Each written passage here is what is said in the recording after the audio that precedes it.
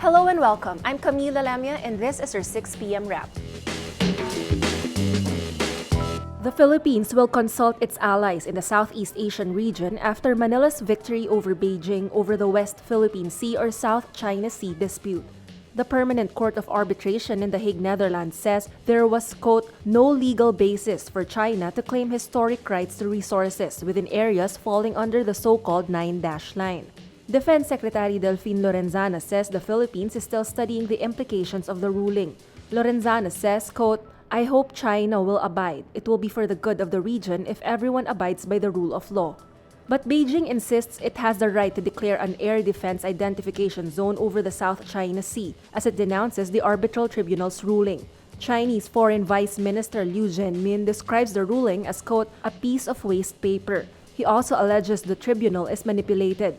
Liu adds, quote, do not turn the South China Sea into a cradle of war. China's aim is to turn the South China Sea into a sea of peace, friendship, and cooperation.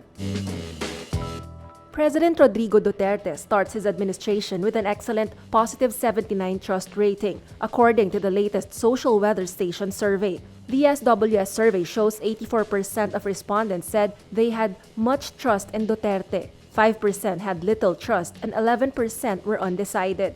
The survey was conducted a few days before Duterte's inauguration. Duterte's trust rating at the start of his administration is comparable to that of former President Benigno Aquino III.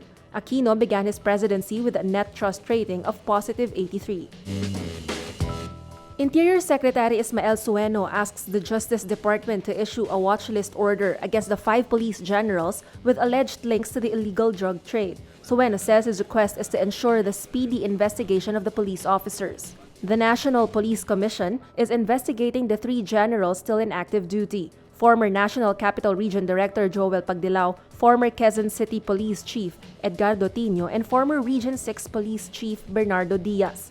The 2 others are retired Generals Marcelo Garbo and Daan Bantayan Mayor Vicente Loot. The Commission on Population asks the Supreme Court to lift the temporary restraining order on the Health Department's distribution and sale of implant contraceptives. PopCom says almost 90% of contraceptive brands will no longer be available by 2018, making the reproductive health law ineffective. The SC also prohibits the Food and Drug Administration from, quote, granting any and all pending application for reproductive products and supplies, including contraceptive drugs and devices. As of July 2016, FDA certificates of 14 commodities already expired, with a certificate of another injectable set to expire in December. A Taiwanese warship sets sail for the South China Sea to, quote, defend Taiwan's maritime territory. This comes a day after an international tribunal ruled China has no historic rights in the disputed waters and undermined Taipei's claims to islands there. Taiwanese President Tsai Ing-wen rallies troops, saying Taiwan is determined to defend its rights. The Permanent Court of Arbitration rules that Taiwan-administered Taiping, the largest island in the Spratlys chain, is legally a rock that does not give Taiwan an exclusive economic zone. The ruling undermined Taiwan's claims to waters surrounding the island. That's your 6 p.m. wrap. Watch our daily updates at 12 noon and 6 p.m. I'm Camille Lamia.